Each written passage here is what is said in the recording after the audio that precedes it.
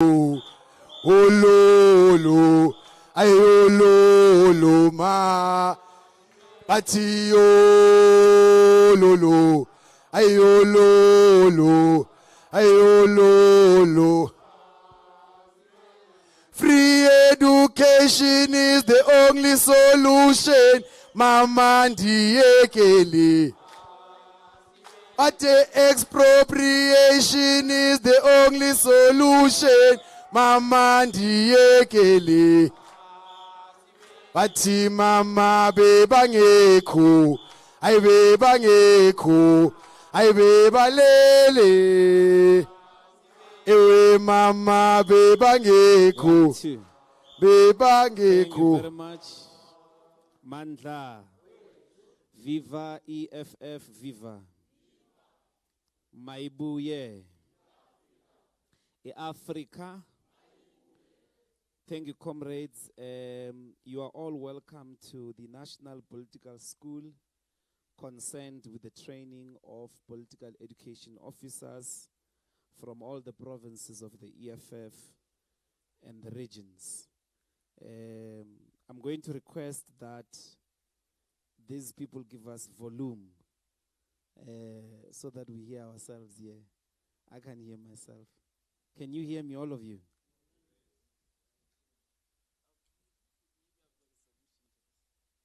One, two. All right. Well, before we proceed, let me request and invite all of us to stand and start this session with Nkosi Sigelela. We're here for at least 3 days, and we want to start our school with Umthandazo wase Africa. Nkosi Sigelela is sung by Enoch Sontong. So part of the political school must be to understand that in the EFF we sing Nkosi Sigelela. We sing this song as it was sung during the anti-apartheid and liberation struggle, not those things of English and Afrikaans, because we think it was enough. Amandla. Nkosi Sigeleli Africa, maluphakanyiso pondolwayo, izwaye mithandazo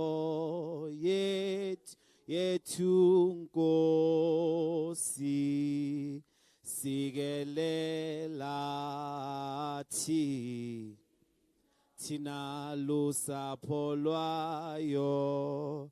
Nkosi Sigeleli Africa, maluphakanyiso pondolwayo, izwaye mitha yethu Nkosi Sigelela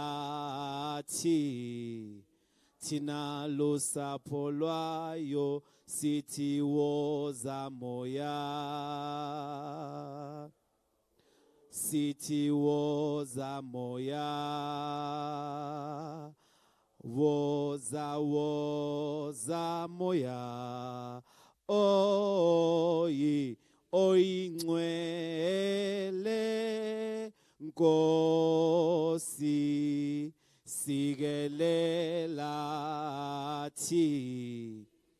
thina lusapho lwayo, murena buluka setšhaba sa Yesu, o fedise dintho le matshwenye, o se boloke o se boloke morena, au setšhaba sa Yesu, setšhaba sa Afrika, o se boloke o se boloke morena, setšhaba sa Yesu, setšhaba sa Afrika, magube njalo, magube njalo, gute gube gun, pagate, gute gube gunapa, magube, magube, magube, magube, njalo, gute gube gun, pagate, gute gube guna, pagate, mandla. Thank you very much. Comrades, accordingly, I'd like to recognize amongst us the Deputy President of the EFF, Commissar Floyd Chibambo, and indicate how really privileged we are in this first ever initiative of the EFF to train political education officers, that this training will in its helm be conducted by one of the founding members of the EFF. It's a true privilege, and I hope that all of us, as we come here, we are going to embrace like a sponge the information about our organization and revolution directly from those who were at the forefront of its formative stages. As part of the opening, I just want to quickly go through quick guidelines. As we all know, and we would have shared these guidelines in the group, I hope Kokezo has done so. After I've shared the guidelines, maybe before DP, if I can see Commissar Tembi to give us quickly a rundown of the credentials attendance. Kokezo, you had a mic with you. Yeah, okay. Take it and go to the leader of the delegation of KwaZulu-Natal. Tell us how many expected, how many are here. Take it, Kokezo. The other Kokezo from the HQ, yes, the chairperson of KZN is there, I think. What is the delegation of KZN?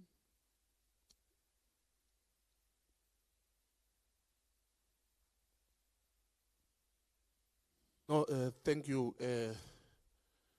Commissar Museni. We're expecting 24 from KZN, 2 from the PCT, which is myself, and 1 PCT member, Osendleleni. And then present here from the regions, it's 11. And then Abanye Basasendleleni. Anytime from now, they should be joining us.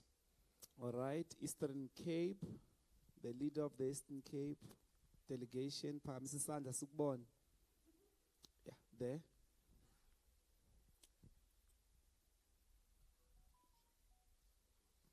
Yes, Chief. Thank you very much, Commissar. I think in the Eastern Cape we have, in the absence of the You think or you know? Not thinking anymore, Chief. Yeah, Give all us the regions. exact figures. All regions are represented, 2 from each region, which is 8 times 2 is 16, plus myself 17, and the chairperson and the secretary are not here. Thank you very much.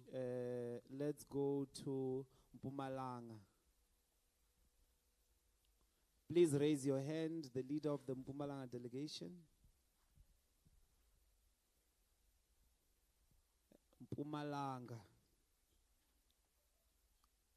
Bapha bantu baseMpumalanga phamsani izandla. You are not led. Okay. Tembi will speak for you. Let's go to the Free State.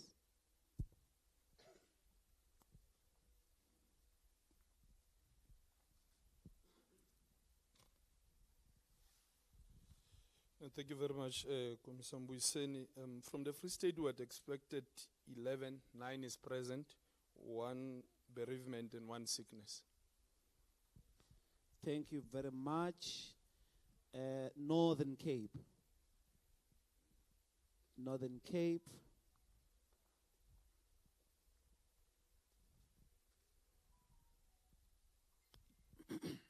Thank you very much, Commissar. Yes. Northern Cape, we expected 12, and one from the PCT. Myself is here. Two, it's only myself. The deputy secretary has apology with the funeral, and then 8 from the regions. Thank you. And they are all here. Yes. Thank you. That is Northern Cape. Northwest.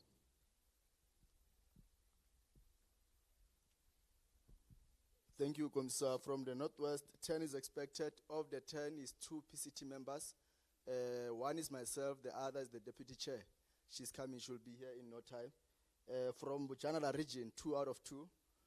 Dr. Kenneth Kaunda, 2 out of 2. Dr. Ruth Sukhumuti Mompati, 2 out of 2. Ngaka Molema, we're waiting for them. They're coming with the deputy chair of the province. Thanks. Limpopo. This side. There are people who were supposed to be doing this job, and you sit and listen. We'll get it right just now. Thank you very much, Commissar. Yes, ma'am. Limpopo, 10 were expected from the regions. They are here. 2 from the PCT. Myself, I'm here. The deputy chairperson is absent. Thank you. That means we are left with Gauteng. Gauteng, who is leading you?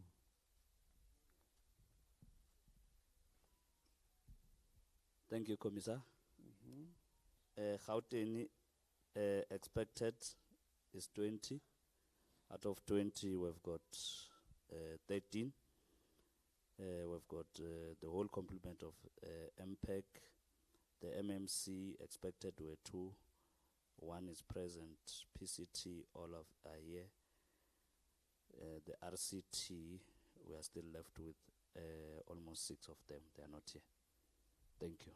Thank you very much, comrades. There is a document that has been shared about guidelines, which specifically outlines the route and the path to this weekend political school.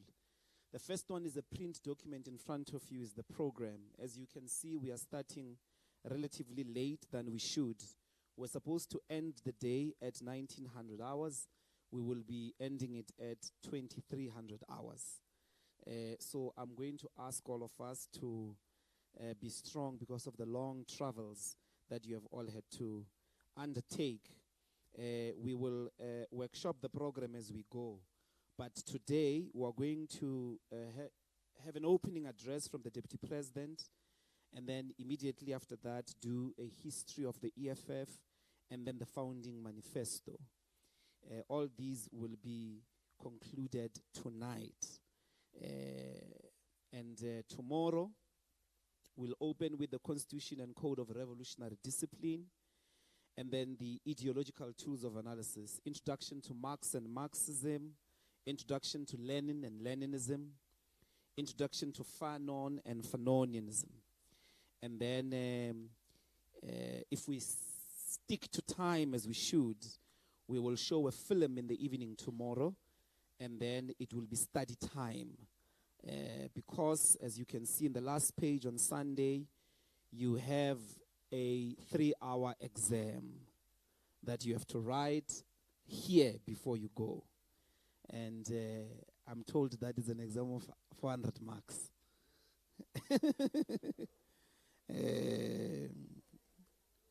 Amandla. I'm going to now go through the document which we have shared in your group, that a relatively strict criterion was outlined for admission to this training program, in that candidates had to have a minimum senior certificate qualification, possess good public speaking skills, and be able to translate political concepts into local languages and idioms. Thus, to prepare political education officers to roll out a large-scale membership induction program across the country. This is in light of the deliberate decision to dedicate 2023 in the EFF as the year of mass political education and voter registration. This program is a direct product aiming to turn the 1 million members of the EFF into ideologically grounded activists. Accordingly, comrades, over the next 3 days, we are expected to comply and embrace the following. 1, each session must be attended timeously and with maximum participation. Number 2, assessments are compulsory. Exam is compulsory to everyone. 3, study time must be respected. If we say study time, go and study. And you must comply with the fact of studying. You can use this room, you can use your room. Fighters must take the one-on-one consultations to clarify anything related to the lessons being given here. If there's anything you don't understand, you can come to myself for a one-on-one to clarify, not other things, but what we're talking about here. And then I'm going to request that Dr. James, Dr. Gumani, I can't see them yet. Maybe we'll introduce them as we go. James is here, Gumani. Gumani is not here, Lubabalo is not coming. We'll introduce these committee members because I think some of them are still running around. There are some of the people you can sit with to clarify whatever that is going to be taught here. It is compulsory that we read the founding manifesto, the founding documents of the EFF in full. You are being prepared to go and train members of the EFF in the ideas of the EFF. You must have read word by word the founding documents of the EFF. Iyezwakala fighters. What are the outcomes expected? A thorough understanding of the history and founding documents of the EFF, the capacity to explain this history, the founding documents and ideology to ordinary members and fighters, ability to engage and organize a membership induction, a membership workshop with slides and other material, and dynamically translate into local idiom and languages.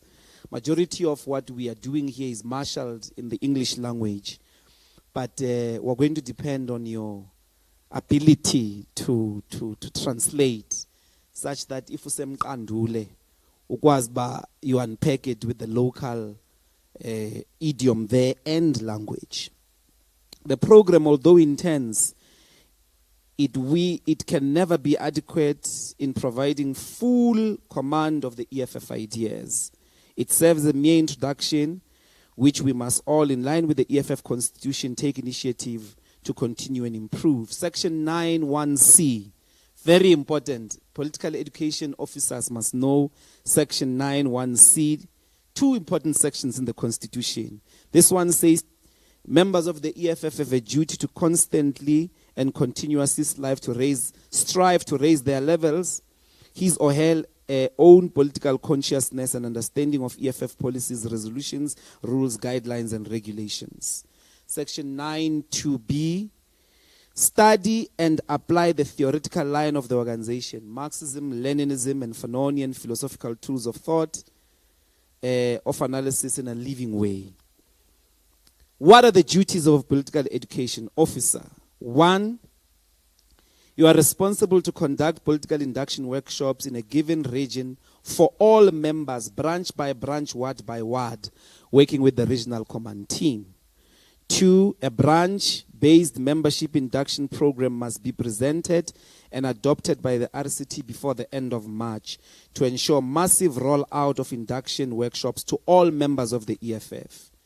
The approved regional membership program must be submitted to the HQ by no later than the 1st of April. So your first duty when you leave here is to draw a program. If you've got 135 branches of Johannesburg, there are 2 of you or 3 of you or 4 of you. It's you, the chairperson, and the 2 of you as political education officers. You divide the branches with each other. You set out the dates, the times when you're going to go and call each and every member to attend and be inducted, to be taught what is the EFF, where does it come from, what does it seek to achieve. That program we're going to expect by the 1st of April from yourselves. All members of the EFF must be formally inducted in properly organized membership induction workshops that must roll out by end of June. So every single member of the EFF must have been inducted by end of June. Do you understand the mission? Says one. And then comrades attached, as you can see, it is a reading list with links. You can open those links. It's majority of the central texts that are going to be used here. And then finally, on the table, you've got all the founding documents of the EFF. In here is the founding manifesto, the constitution, the code of revolutionary discipline. Do we follow? And then here is a branch manual. We're going to improve it, but this is the state of 2021. We're going to produce a 2023 one, but majority of the information remains relatively the same. These two documents must guide you for the exam. The exam is on Sunday. Before you leave here tonight, we will give you the question paper so that you prepare. You study using the question paper. Shame.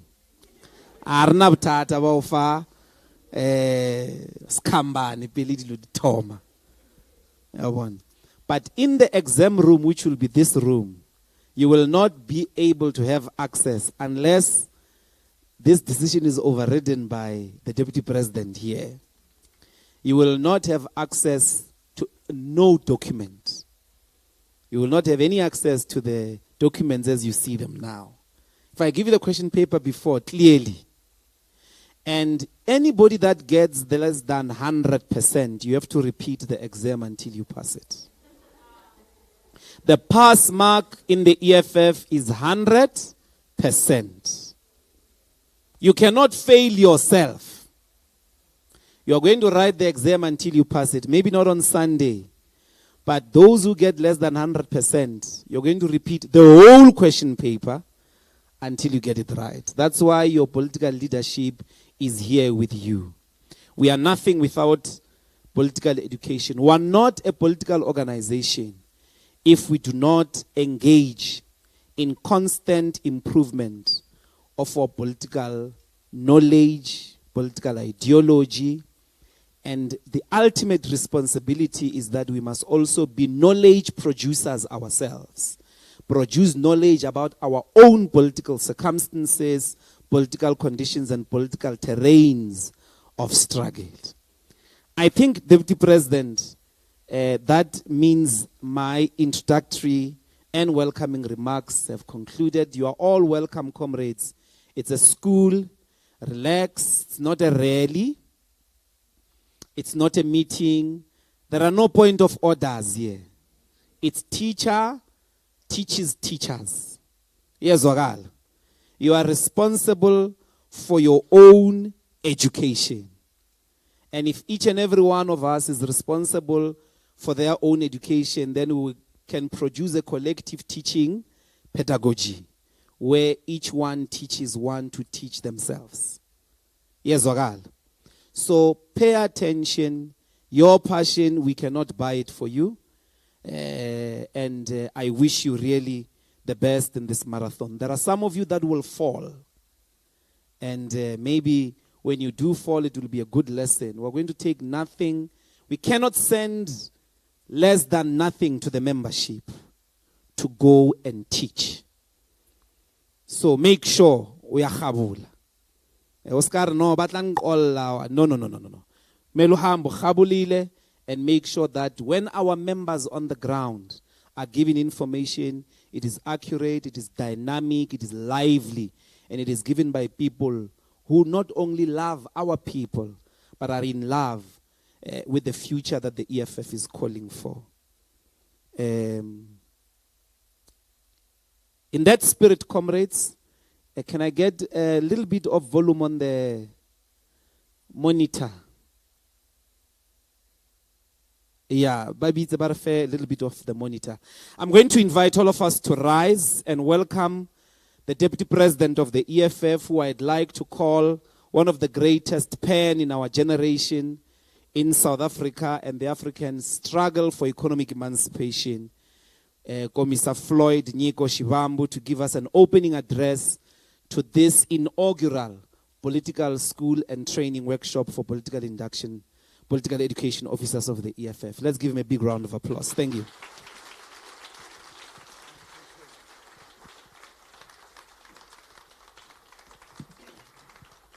Amandla. Amandla. Viva EFF, viva. Long live the EFF, long live. Forward to socialism, forward. Forward to socialism, forward. Amandla. Thank you very much, Commissar Dr. Mbuyiseni Ndlozi and the leadership of the EFF from different provinces and regions.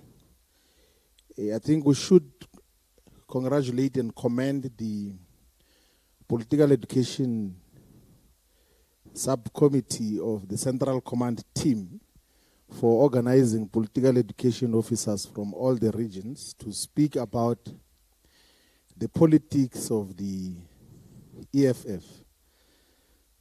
So my task here now is to just highlight the importance of political education in a revolutionary socialist movement. Why is political education important? I'm worried though that when I checked on the tables of many of you, the notepads that you are using is this small notepad which we found here. I don't understand, how can you travel for thousands of kilometers going to a political school and you do not have your own notepad? Like ideally a two-quire book which when you left home you should have known that I am going to a political school, even if this is a new two-quire book. By the time I come back from that political school, this should be full with the notes that should have been taken. I think we must correct that before the end of this political education process, that all of us must have notepads or books that we are going to write on, which you can be able to own up to, because these ones that we found here, majority of the times, you are going to leave them here. And I always encourage that those who have got laptops or iPads must type the notes. They are much more durable when they are typed down, because the gadget sometimes can keep them with you for a very long time. But when you're doing it manually, it sometimes becomes a problem. I think that in terms of the guidelines and the rules that have been given here already, there's been an emphasis of the constitution of the EFF, which is section 9.1 of the EFF constitution, which says that every member of the EFF shall have the duty to constantly and continuously strive to raise the level of his or her own political consciousness and understanding of EFF policies, resolutions, rules, guidelines, and all the decisions of the organization. So we have got an obligation, by virtue of joining the EFF already, you are obliged as a member of the EFF to raise your levels of political consciousness, your levels of political consciousness. So immediately you sign the membership form of the EFF, you are committing to abide by this principle. But also in section 9 of the EFF constitution that speaks about membership, it also obliges all members of the EFF to study and apply the theoretical line of the organization, which is the Marxist, Leninist, and Fanonian philosophical thought and tools of analysis in a living way. So we are obliged to do that as members of the EFF in terms of the constitution that brings us together. And an emphasis is made that we are conducting this train the trainers workshop because at the beginning of 2023, the National Plenum and the Central Command team resolved that the year 2023 is the year for massive political education and voter registration. So we are going to utilize the year 2023 to raise our levels of political and particularly class consciousness. I'm going to talk about that as to what is the significance of what we do. And fighters, one of the things that we must always give comfort to you on is that although we correctly will expect 100% pass from all of you, you must not be too jittery or be not comfortable like that. You might not be able to grasp or understand everything else that is going to be spoken about here.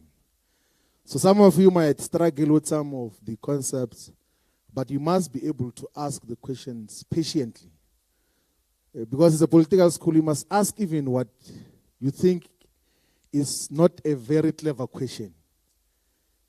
So you must be very patient with yourselves in terms of what happens. So if a certain concept is utilized and you genuinely do not know about it, you must write it down.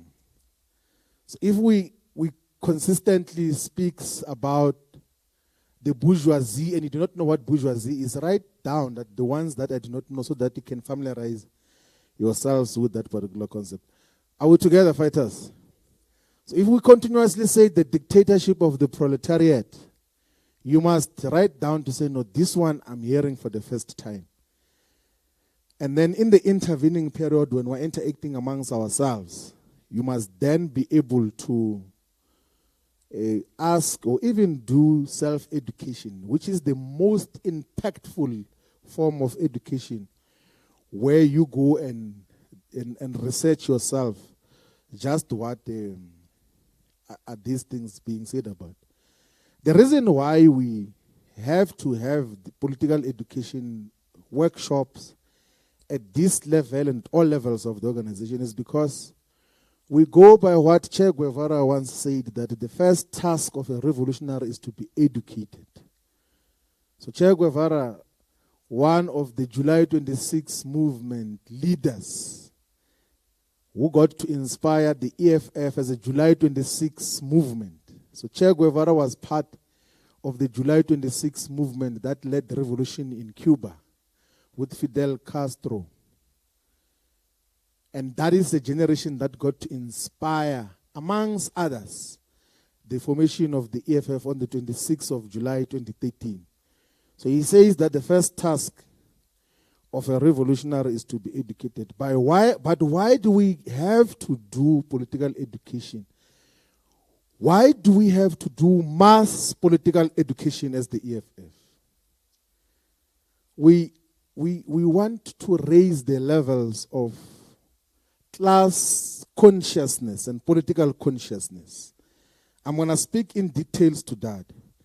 But there's something which is very important that we must highlight, which was said by one of the revolutionaries called Assata Shakur. She says that people get used to anything. The less you think about your oppression, the more you tolerate its growth. And after a while, people just think that oppression is normal state of things. But to become free, you have to be acutely aware that you are a slave. So we have to raise people's understanding of their class position all the time, como Zambo is saying. Because they can just accept that, and that these things are the way they are. That is why even in the struggle against colonialism and apartheid, it was not the entirety of the oppressed black nation that was involved in the struggle against colonialism and apartheid here in South Africa. It was a very small number of people, the revolutionary conscious component, that said that we must fight against apartheid. But there are so many people who were just going on as things were normal. Waking up, going to schools, going to church, having weddings and having parties, like they lived side by side with a repressive racist regime. Some had just accepted that we must just live under white rule in terms of what happens. It then requires at all times a revolutionary movement to make people aware that the conditions that you are in are not supposed to be what they are. Are we together, fighters?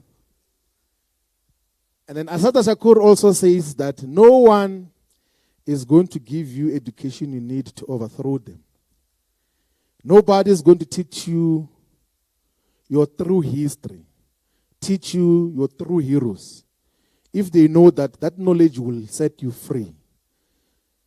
So in a capitalist system, don't expect that the type of socialist education that we're going to impart within the EFF and in society is the type of education you're going to get in high schools and universities of technology. Because our knowledge system is still predominated by the capitalist domination. But also of emphasis, we should highlight what Thomas Sankara said. Thomas Sankara is one of the most dependable revolutionaries in the African continent, who led a country which used to be called Upper Volta. And then after the overthrow of the colonial government, it was renamed Burkina Faso. And then he was its first legitimate president. Thomas Sankara, he said that a soldier without proper political and ideological training is a potential criminal. That is what Thomas Sankara says, that a soldier without proper ideological and political training is a potential criminal. So in the EFF, we are fighters for change. We are soldiers who are ground forces in a revolutionary change that is going to change property relations in South Africa. And in the course of doing that, we have to be properly politically trained and ideologically prepared as to just what are we going to do in an impactful way that is going to empower our people, so that we do not become criminals. So part of this political education was saving you from prison, fighters. That is what we're doing. Political education is saving you from prison. Because once you are politically conscious, you are not going to be involved in criminal activities out of the appreciation of the work that we should deal with. We can cite so many references on the importance of political education. In the work which Fidel Castro wrote called Our America, he said that education is the most important and the most powerful weapon which you can use to change the world. So here is Fidel Castro, who overthrew an oppressive regime in Cuba of Batista through military means. But he says that education is the most powerful tool to change the world. He doesn't say guns.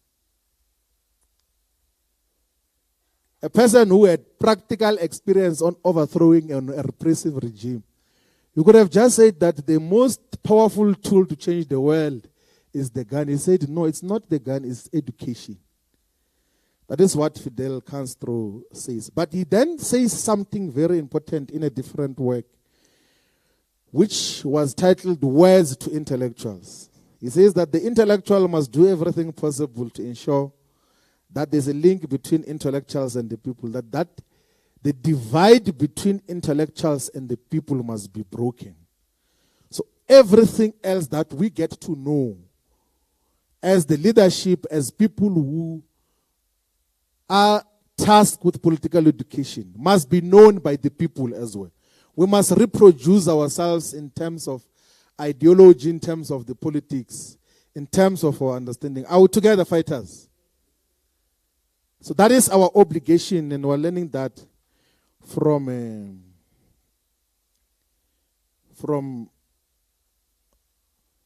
Fidel Castro. And the context, though, should always be to emphasize that political education is not divorced from the practical realities. We're not just philosophizing. We're not just sitting here to talk about Marx, Engels, and Fanon, and Lenin. So whatever we imbue, whatever we consume as political education must lead to action. We take that from what Karl Marx always said, that the philosophers have interpreted the world. The aim, however, is to change it, is to change the world. So the ultimate aim of our education is to change the world. That is why Amilcar Cabral, in that article of Tell No Lies, Claim No Easy Victories, he says, always bear in mind that the people are not fighting for ideas, for the things in anyone's head. They are fighting to win material benefits, to live better and in peace, to see their lives go forward, to guarantee the future of their children. And in the same article, by the way, Cabral had said that we need to educate ourselves. We must educate our people. We must educate the population in general. In the same article of Tell No Lies, Claim No Easy Victories, one, he says that always bear in mind. That is the first sentence in that article. It's a very short pamphlet. You must circulate it. You can read it in a very short space of time. It says, always bear in mind that the people are not fighting for ideas, for things in anyone's head. They are fighting to win material benefits, to live better and in peace, to see their lives go forward, to guarantee the future of their children. And in the same perspective, he emphasizes the need for revolutionary parties to educate themselves, to educate the people in general as well, so that they have got an appreciation of what is required. So our task, so in 1901, or sometimes the date that article 1902, the article by perspective by Vladimir Lenin. We're going to talk about Lenin tomorrow on what is to be done. And then he says that the task of a revolutionary party now, like, on what is to be done, he says that our task is not to champion the degrading of the revolutionary to the level of the amateur, but to raise amateurs to levels of revolutionaries. So purposefully, what we are doing, we are starting now, is to raise amateurs into revolutionaries who have got proper political consciousness and proper class consciousness in terms of what is expected from all of us. Are we still together, fighters? Now, I'm going to talk now about the 7 reasons why political education is important for a revolutionary socialist movement. I think we must include that in the question paper. The 7 reasons. So in the EFF, we've got 7 cardinal pillars. In the EFF constitution, which majority of you, I'm sure you have not paid attention to that, we've got 7 principles of organizational democracy. Now we've got 7 reasons why political education is important. So the number 7 always represents completion in terms of what it is. So that is what we're going to talk to. Let's go through that, and then we're going to explain further in terms of why is political education important. Number 1 is that political education is important to raise the levels of class consciousness. Number 1, political education is important as an instrument and mechanism of raising the levels of class consciousness, class awareness. Number 2, political education is important as an instrument and mechanism of persuasion. It's an instrument of convincing other people.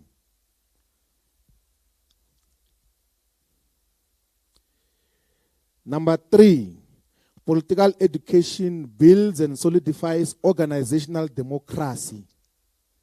So the only way you can solidify and build organizational democracy is through political education.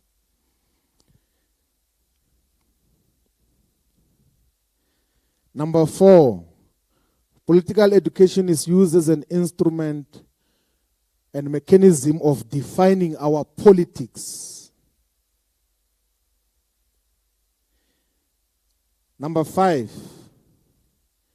political education helps to build our campaigns and avoid spontaneity.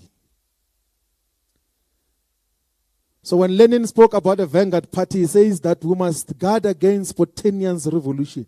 So the reason why parties exist is because we are guarding against spontaneous, unplanned revolutions. So political education helps to guide our campaigns and programs to avoid riots. That is what, like what is happening in France. Like it's just moving without direction. Number 6, political education protects the organization from inconsistencies and opportunism.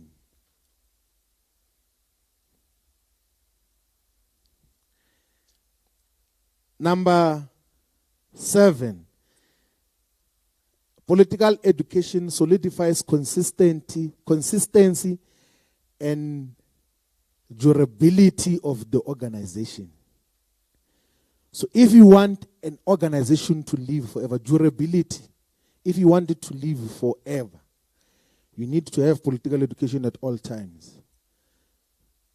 That such that once you have constant political education, even when all of us who are here today, even when all of us who were involved in the formation of the EFF are no longer there, the only thread that is going to keep the organization durable and alive for a very long time or forever, chairperson of the province, is political education. Is to transmit this political education intergenerationally. And it guarantees consistency. It raises levels of class consciousness. Now, let's talk to that number 1, political education as an instrument of raising class consciousness. And what is the basis of that? The basis of this is taken from what Karl Marx wrote in an article called The German Ideology, where he said that the ideas of the ruling class are in each and every epoch the ruling ideas. That the class, which is the ruling material force of society, is at the same time its ruling intellectual force. So we are living in a capitalist society in South Africa. South Africa is a capitalist society which is even happening in a predominantly capitalist world.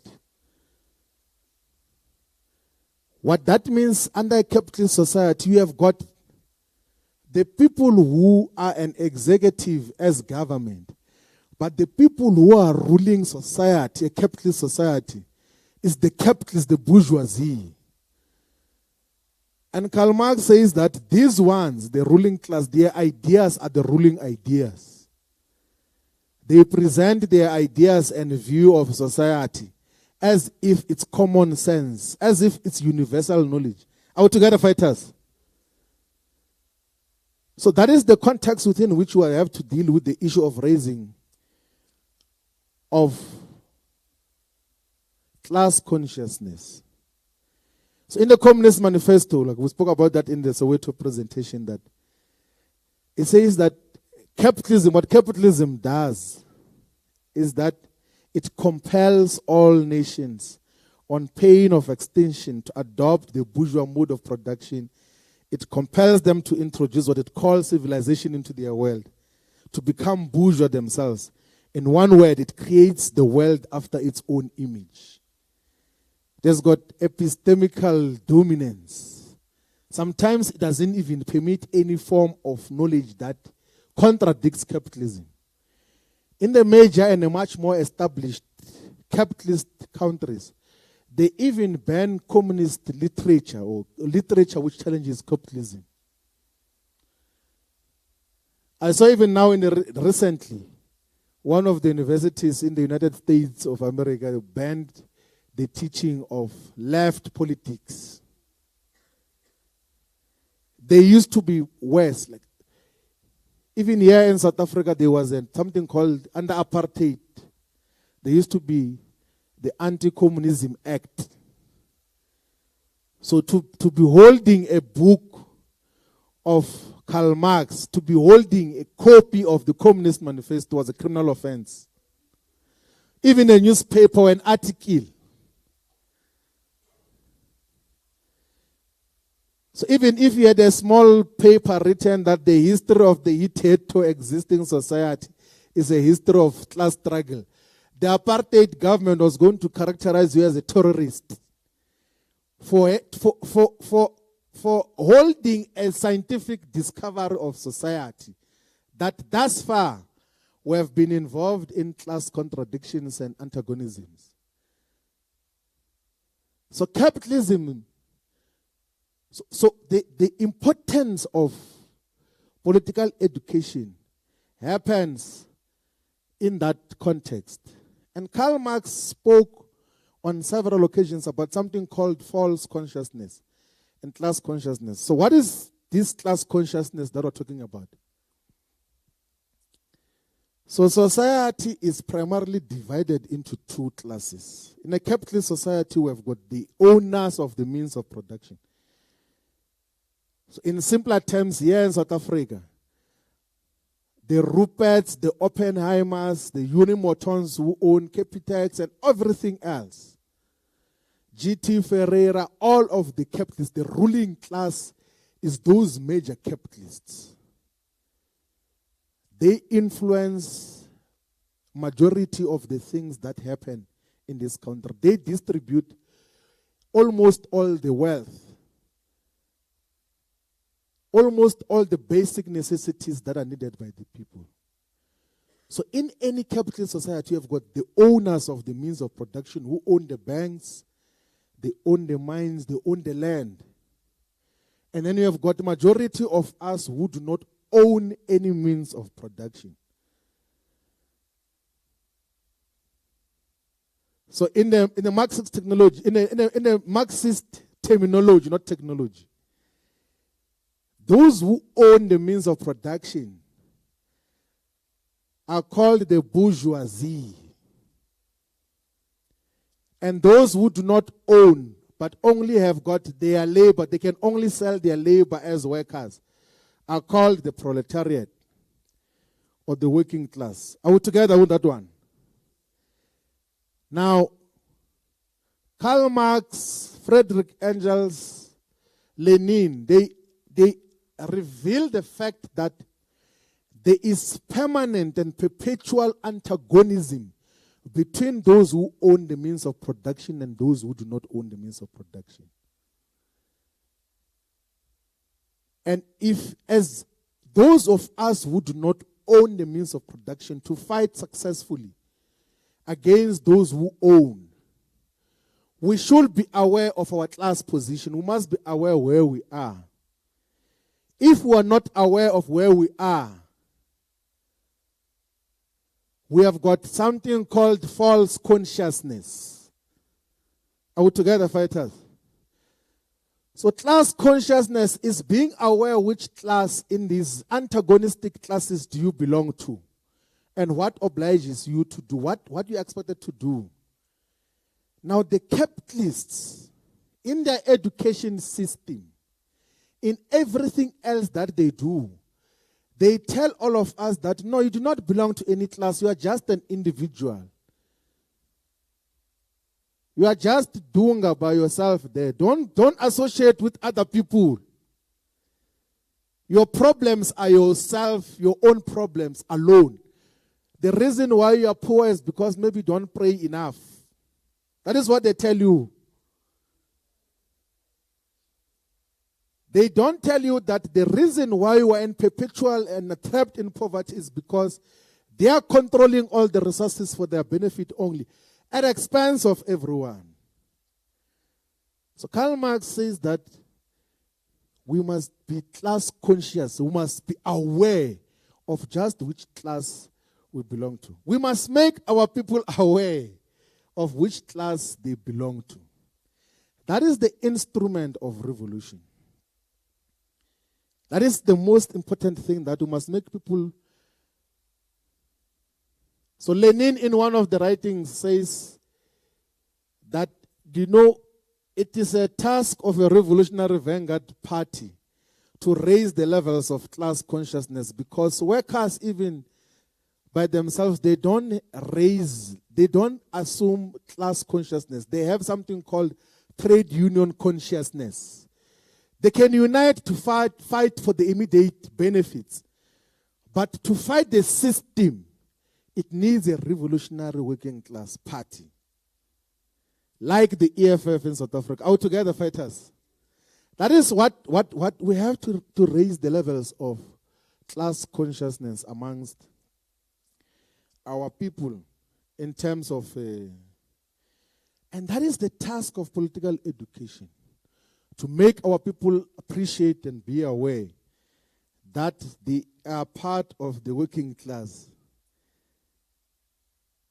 They are part of the oppressed. They must also be aware that these people who are government under a capitalist system are nothing but a committee that manages the common affairs of the bourgeoisie. That is what the Communist Manifesto says, that, we always give these examples that all the time we go to parliament as the EFF, which is primarily an anti-capitalist. The EFF is an anti-capitalist organization. So in this class-divided society, we say the bourgeoisie and the working class this side. Well, bourgeoisie, proletariat. The EFF's existence is to fight for the interest and the demands of the working class. We are a class party. We are an organization that represents a class. And that is the working class, the oppressed and exploited class of the two. Our Together Fighters. And if you are class conscious as a revolutionary of the EFF, you will always be able to detect that although some of these things are being introduced as if they're going to favor the working class, but this is a capitalist agenda.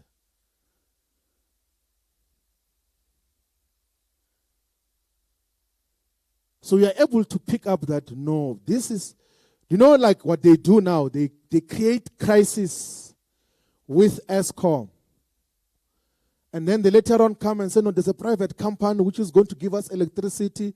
The working class is going to be saved. And then if you're not class conscious, you will say, yes, actually the private sector is going to solve our problems. They say there's a problem in South African Airways. Government has always been failing. Let us get a strategic equity partner to be part owner so that workers can have their jobs there. If you're not class conscious, you will say, no, we welcome that.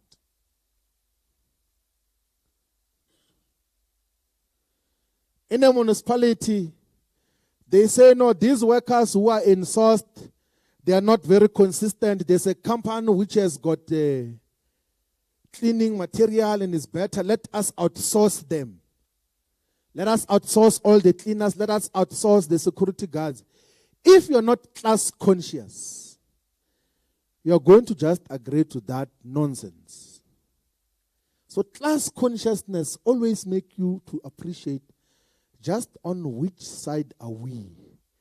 It also helps you to analyze even the global balance of forces. So if you are class conscious, you will give a proper interpretation of the conflict between Russia and Ukraine as to which class agenda in the global power dynamics is that conflict saving. Because primarily what is happening there is the dominant capitalist nations wants to destroy the Russian Federation. They want to undermine the Russian Federation so that they can have global dominance, which they've had for a very long time. So political education, amongst other things, is primarily to deal with the levels of class consciousness amongst our people in terms of what happens. But political education, number 2, is an instrument and mechanism for persuasion.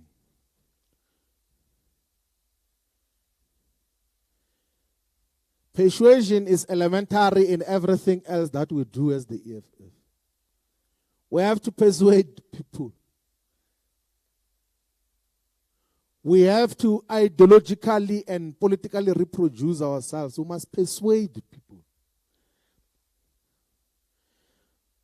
So Lenin says, if you give me just one generation of young people, I can change the whole world. That is a revolutionary. Vladimir Ulyanov Lenin says, just give me one generation of young people, I can change the whole world. He was not saying he's going to change it by changing the shape of the physical world. He was saying he's going to persuade the entire world to see society, to understand the logic of scientific socialism. So we as revolutionaries, we also carry an obligation to persuade, we must persuade everyone to appreciate the logic of scientific socialism. And as part of persuasion, the sources of persuasion will include proper knowledge, like properly organized knowledge. So, if sometimes like you want to persuade people and then you speak with factual inaccuracies, they won't believe you. So as a leader, as a political education officer, you can't just go around speaking and then say, I'm going to call a political school here to present about things that you do not know. You can achieve the opposite of persuasion, by the way. Because you're trying to speak about things that you do not know.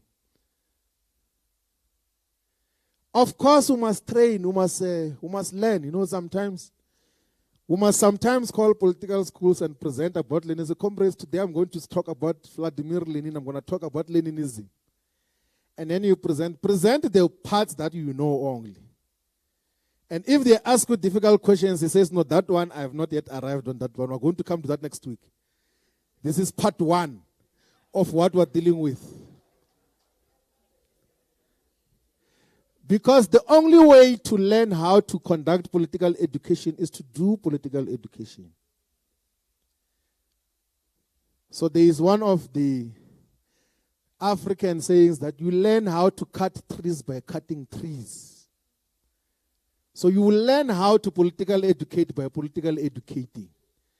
You must go and conduct political education so that you can know how to conduct political education. In the same way we are governing now, we learn how to govern by governing properly. Take huge responsibilities. We learn in the process. We don't sit outside and theorize about governance. We do it in practice and then get real-time experiences and lessons that you cannot do this, you cannot do that.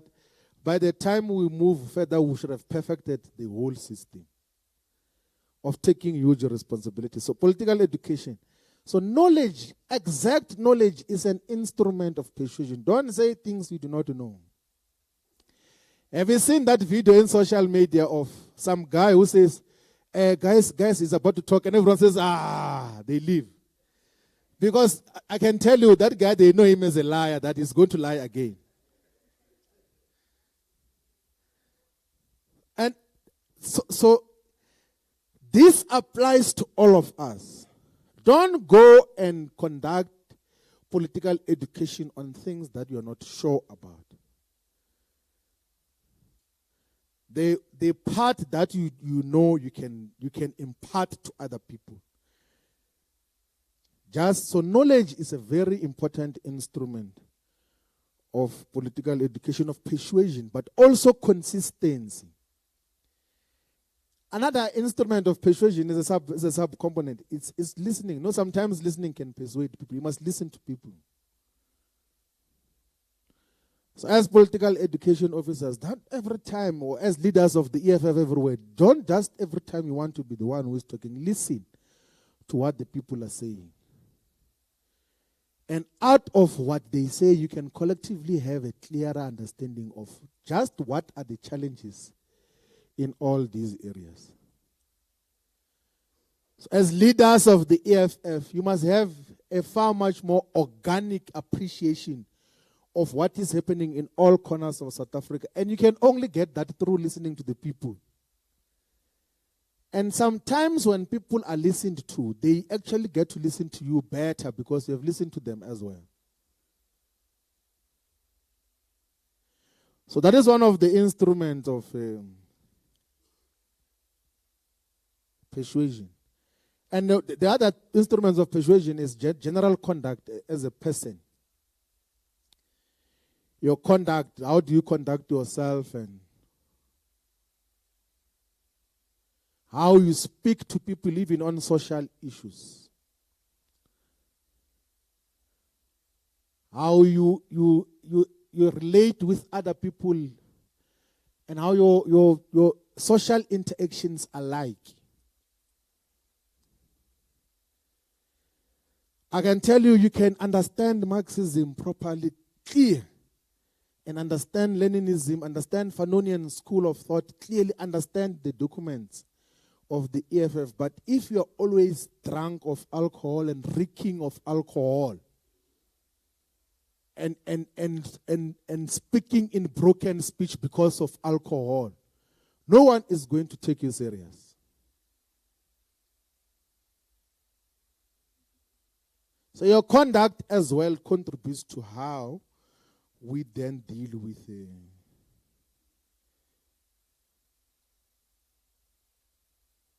with persuasion. So persuasion is a very important thing. And then, of course, the other issue is the logic. The other thing that we have identified as the reasons why we need political education as a socialist revolutionary movement. Number 3 is political education builds and solidifies organizational democracy. So, you know, the principles of organizational democracy, it's in the EFF constitution, is powers of the National People's Assembly, is criticism, self-criticism, or constructive criticism and self-criticism and accountability, is democratic centralism. It's all those components. If you do not have proper political organization and proper political education, I mean to say, you can easily erode internal organizational democracy, which of course is contained within the principles of organizational democracy. Because if you do not have political education, the membership, the rank and file in the membership, will not be aware of what is what. Will not know if certain things are policies of the EFF. Are we together, fighters?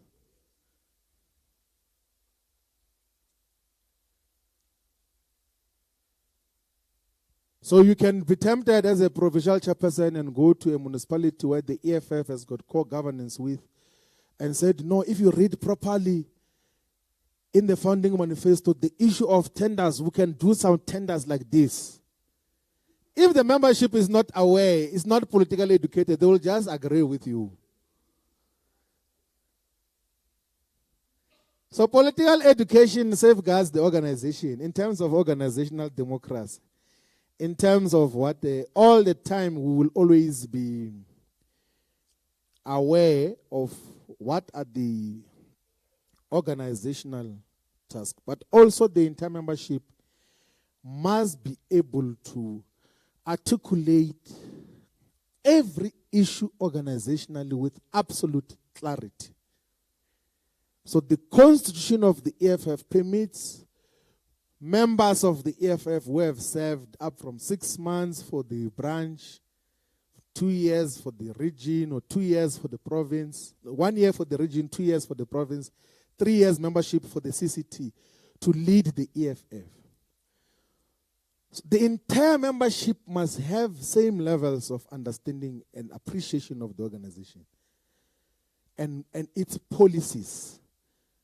And that is safeguarded by political education. It builds internal democracy much more clearly.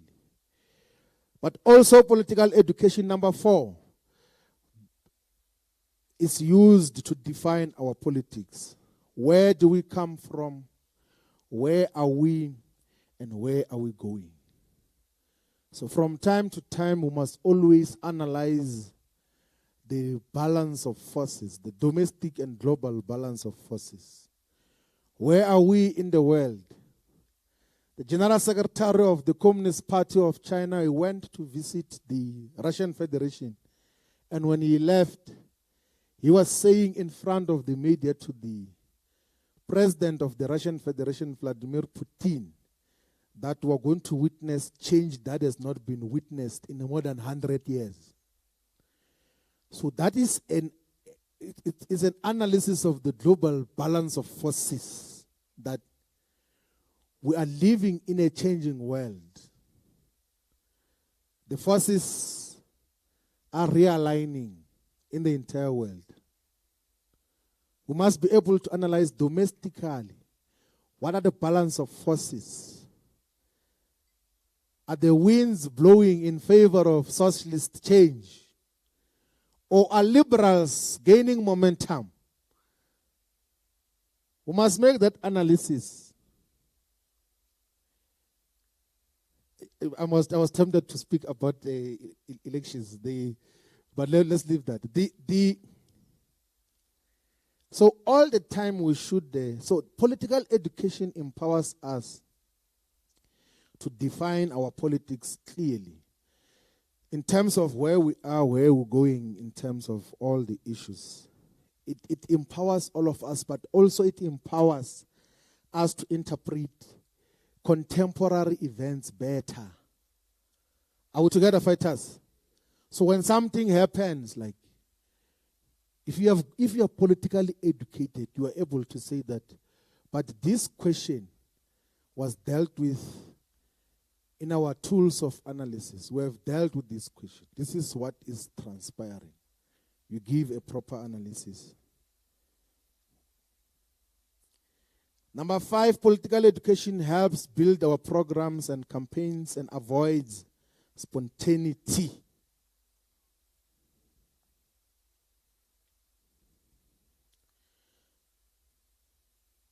So Lenin says that revolutionary consciousness will not appear spontaneously in a revolutionary situation.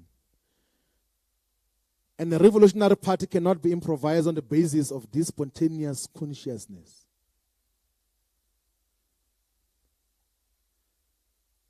And you don't ever wish and think that you can lead a revolution out of spontaneity, comme Zambo say. So spontaneity will be those things which they did after the arrest of former President Jacob Zuma in July 2021, where there was sporadic, spontaneous uprising of people burning there and there. There was no leader, there was no common agenda, there was no clarity of what is the way forward. And some of the uprisings which were characterized as the Arab Springs, majority of those were spontaneous. In Tunisia, there is still no stability up to this day. There's no parliament. So as revolutionaries, we must never wish for spontaneity of an unled revolution. We need to infuse political education to avoid spontaneity so that we can lead a proper revolution. Are we together, fighters? In Libya, they got excited and joined those things of the Arab Spring there. And then the imperialists went to fuel that because of the strategic nature of Libya and took over that country, killed Muammar Gaddafi, Colonel Muammar Gaddafi, and took over the entire because of an unled revolution. So political education is an instrument of guiding just what programs do we get engaged in, but purposefully to avoid spontaneity, which can also be giving space for infiltration by wrong forces. Number 6, it protects the organization, 1, from inconsistencies, 2, from opportunism, and from disunity as well. So if we are all properly politically educated and we know that to ascribe to these tools of analysis and guide to action, we know as an organization that we do not have to worry wherever we send you as an activist of the EFF. When we deploy you to a responsibility, whether in government, whether into an international mission, we do not have sleepless nights of what is that one going to say. We are always assured because we know that these are trained soldiers. These are ideologically prepared soldiers. To the extent that even if someone comes and say that, no, your member was saying this, then we say that's never possible. As a leader, you must be, that is not possible, not an EFF member. We must know automatically that you can, that is not possible. So political education unites us. We are represented in more than 230 municipalities. So once we have solid political education and program, we know that there won't be anyone who is going to speak something else that is contradictory to the EFF in any of the municipalities in terms of what we represent and the agenda that we stand for as a movement. Are we together, fighters? The other thing that, which is the last one which political education does, is to solidify ideological consistency and durability. That is the most important one. That perpetual political education is going to keep the organization alive forever. I can tell you now, even if even if we can win political power and go into government in 2024, not even if, when we take political power and in 2024 and go into government, we must never leave political education aside. We must not underestimate the essence of political education, because we are going to kill the organization.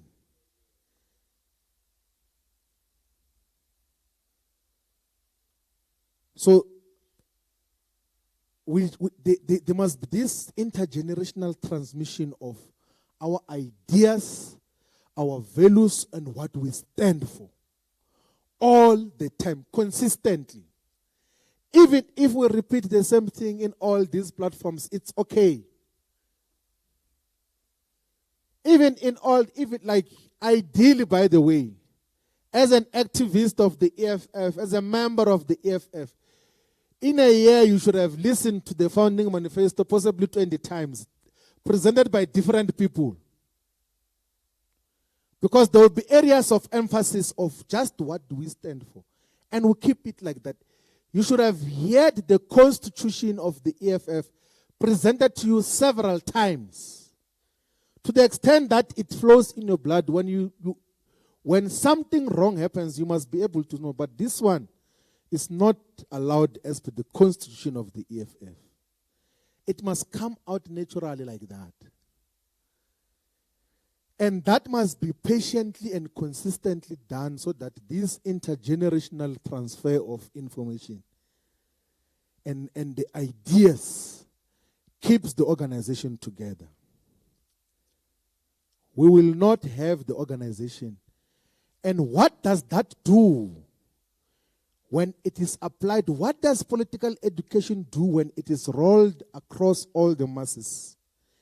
You are empowering them to defend the revolution. So political education, it's like giving guns to our people. It's giving armaments to our people to defend the revolution. We take power, we begin with the changes of what should happen. When agent provocateurs go and say it is because of the policies of the EFF, the membership and the people on the ground must be able to explain that it cannot be our policies that are responsible for this. Are we together, fighters? So political education is a defense mechanism for the revolution. We must raise the levels of class and political consciousness amongst the people as a way of defending the revolution. Because imperialists, by the way, can sponsor an agenda against a revolutionary movement. They are going to do that, but or not even. They are going to push an agenda amongst the people that all these things that are happening is because of the ideas of the EFF. By that time, they should have found us ready, having prepared the ground of our revolutionary essence and what we stand for as a movement. That is what are the 7 reasons why political education is important for a revolutionary socialist movement. And we must always cherish the importance of these. I'm going to speak briefly about, and I'm going to close now, I hope I'm not talking for a long time. Yeah, okay. The Communist Party of China has got the Central Party School of the Chinese Communist Party. It's one of the most dependable political schools that trains all the cadres of the CCP ideologically and even give them additional skills in terms of government. We should aspire to have a school similar to the Central Party School of the Communist Party of China. So ideologically, the Communist Party of China has been very consistent. And their ideas are properly processed and they reproduce that within their more than 80 million membership of the Communist Party through proper mass political education. The leadership always has the patience to explain to the people why Marxism is relevant and why Marxism is the only instrument to change society. I want to read in full what the General Secretary of the CCP, the President of China, said about Marxism recently in 2021. He says that by reviewing the historical experience we have acquired through the Communist Party of China leading the Chinese people in integrating the basic tenets of Marxism with China's realities, we can now build a deep and accurate understanding of the laws and characteristics of Marxism that the CPC has upheld, enriched, and developed in different historical periods. Doing so is important for our efforts to uphold and develop Marxism from this new historical starting point. Make constant progress in adapting Marxism to Chinese conditions and apply Marxism to the practice and activities of the Communist Party of China. And then it says that the reason for this, of all the progress that the Chinese Communist Party and Chinese people have achieved, can be attributed to the adoption of Marxism as the guide to action and tools of analysis.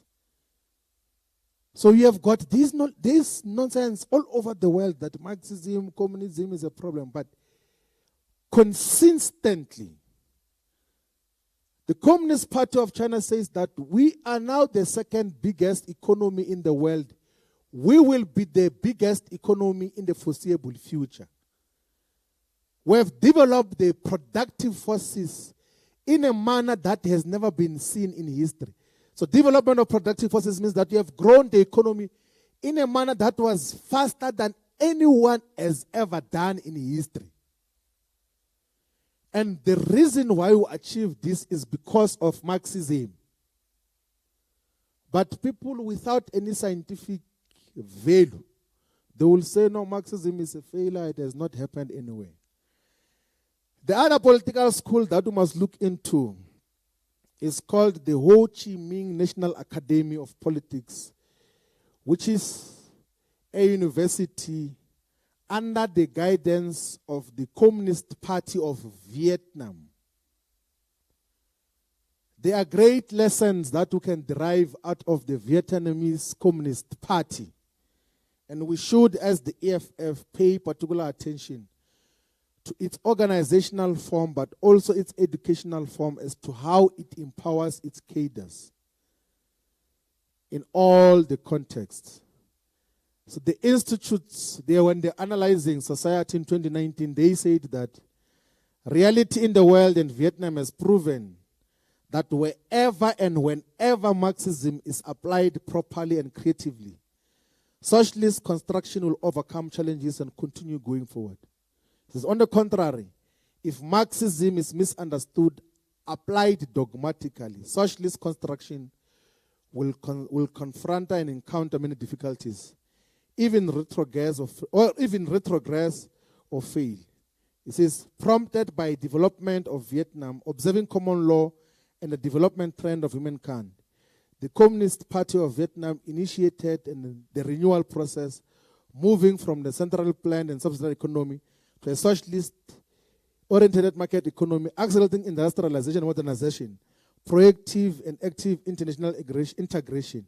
And this all happened within the defines and guidance of Marxism-Leninism.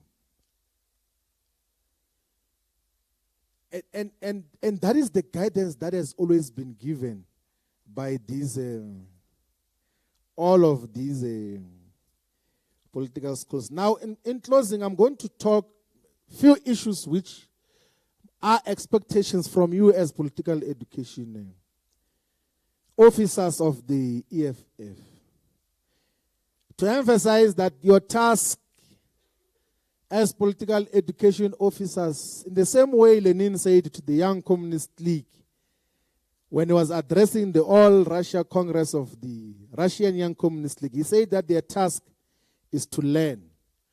But he gave a caution when he was saying the task is to learn.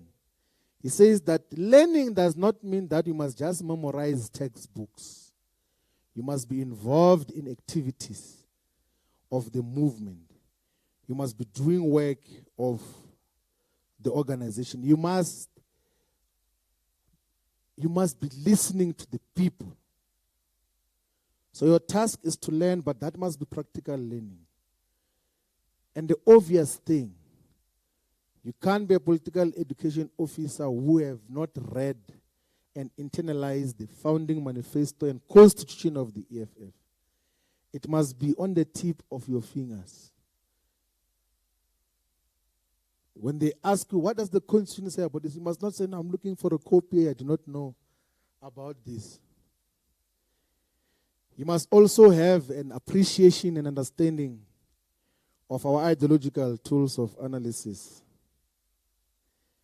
Marxism, Leninism, and the Fanonian school of thought. We're going to talk about that in the political school here. But also you must have, this applies to all leaders of the EFF. You must have the discipline to prepare whenever you are asked to go and speak, even if you're going to speak for 2 minutes. You must have the discipline to read on time what you're going to read in front of the people. Are we together, fighters? You can't be a leader of the EFF who, when you are reading something, it says that, hey, it looks like this one is wrong here. In the process of you reading in front of people, that is disrespect of the people. That is very disrespectful. It must actually, I think when we go to the Third National People's Assembly, we must even put in the Constitution that if you read things that you have not read before for the first time in front of people, you must be punished. It must be a punishable offense. When you are asked to go and speak for whatever time period, you must prepare, verify the facts, practice proper pronunciation of the words that you are going to have to read in front of people. If that word is difficult, find an alternate word. Are we together, fighters?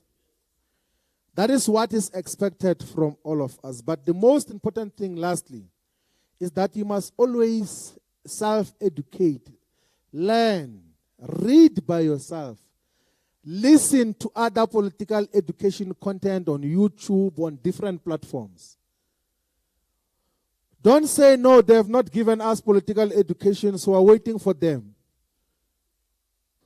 to come and give us political education. You find sometimes even PCT members, so on RCT members say, no, our problem here in the region is that no one has ever come to give us political education. It is your obligation, first in the Constitution, to educate yourself. It says you are obliged as a member to raise your levels of political consciousness. You are obliged to understand the Constitution, the Founding Manifesto, and all the foundational documents of the EFF. That you must do by yourself.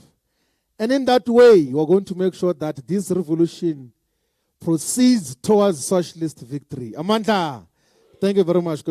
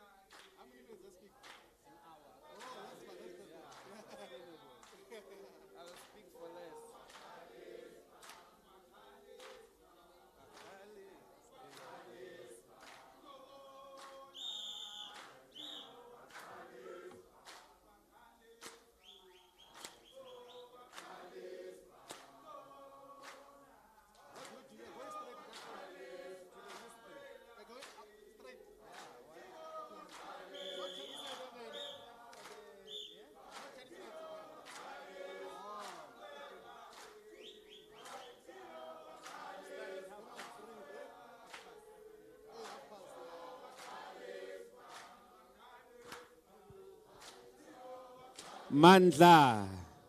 Let us have a Kama station very quickly.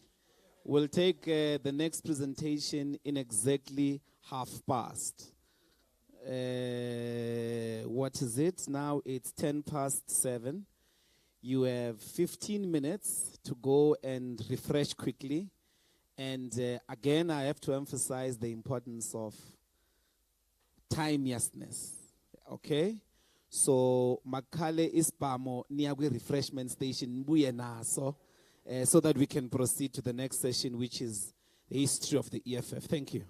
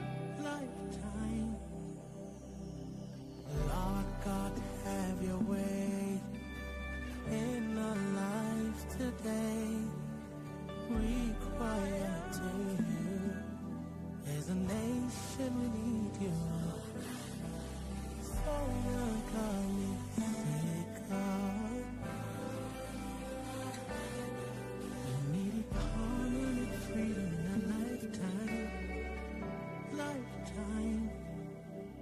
We see violence all around. Families broken down.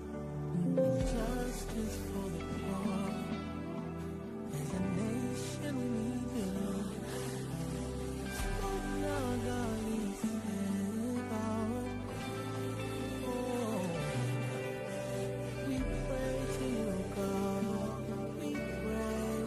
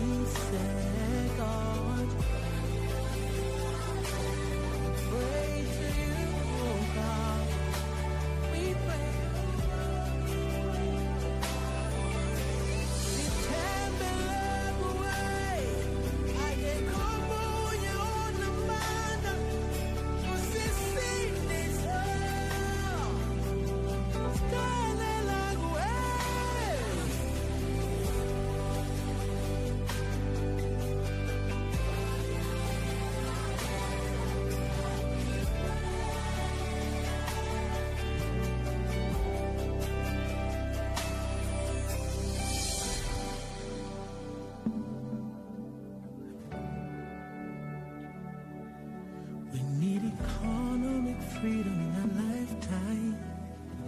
Lifetime. For now, God is way God.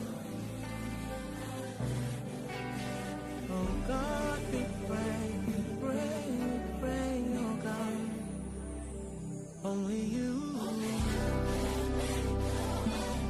make a way.